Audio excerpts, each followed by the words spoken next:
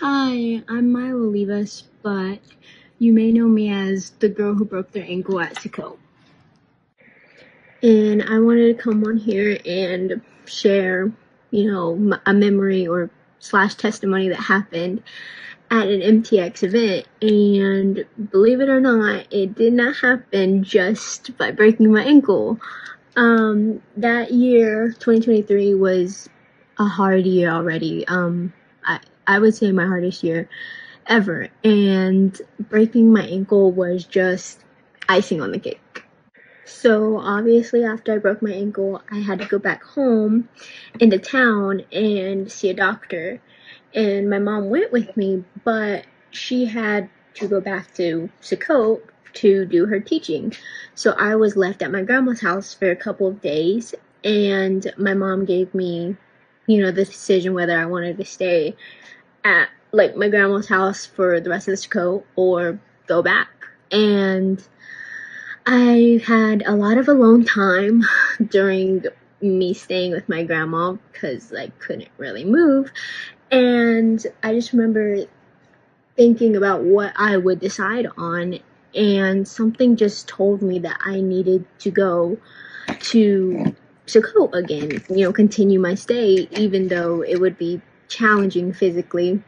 I don't know how to walk in a boot or crutches anyways, and I would kind of have to learn how to on a gravel road. When I got back to Chicago, everyone was coming up to me and praying for me and telling me like words of encouragement and everything, to the point where it was getting kind of annoying. Not just like, it was a lot. I was already frustrated being in that boot, and then people just keep coming up to you and tell you words of encouragement when you don't really feel encouraged.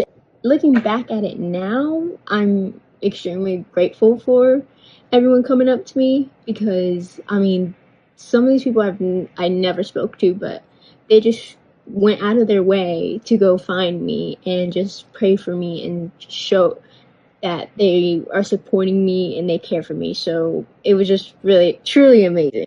So on one of the last night teachings or night services in the big tent, I was imparted a gift, a spiritual gift, and this was something that I dreamed about and asked God about for years, like ever since I was little, when I became a Christian and everything. Like, this is what I just have always yearned for. If I saw like someone else walking in their gift, or just simply knowing what their gift was, it always made me a little envious. And I know you're not supposed to be, but deep down inside, that's how I felt. Seeing my mom, walk in her gift, and then seeing my brother walk in his gift, and then like me not knowing at all what I'm even called to do or anything. It was just, it wasn't the best to see. And so to be literally told and prophesied what my gift is, just felt so fulfilling. It obviously, I felt seen by God, because again, like in my worst year, and then I broke my ankle, and this happened, and then something very good happened. And so after I was imparted the gift, we prayed about it. And so it was like Brad, my mom, Brian, and a couple other people. And so we were praying about it, and in the middle of the prayer, like, Brian kind of like laughs. And so after the prayer is done, we all just kind of look at him, and he was saying that God has a sense of humor, because I broke my ankle, so I'm gonna learn how to walk, physically different. And I just got imparted a gift, so I'm gonna learn how to walk differently in my faith. And after that night, I started building my own relationship with God. And it was like, before that, it was kind of my mom's religion, like the religion my mom follows, and I'm gonna follow it because that's what I was raised in. But now, that was a turning point in my faith, because now that was me. That's my relationship with God. It's not just a religion. So it was so different. So after that, I just simply just like, read my Bible, and God would show me signs and just, I mean, I don't know how to explain it, but like even at, I think we went to like winter camp after that and just participating in worship, listening to the teachings actually, and really taking note of that. I mean, God just showed that He saw me just in simple things like that, you know? So it really just shows that it doesn't take, like, it doesn't have to be fancy, I guess, your relationship with God. He literally can find you or talk to you in any way. So even if you're antisocial, just go. I mean, just try it out for a year. Trust me, I'm speaking from experience.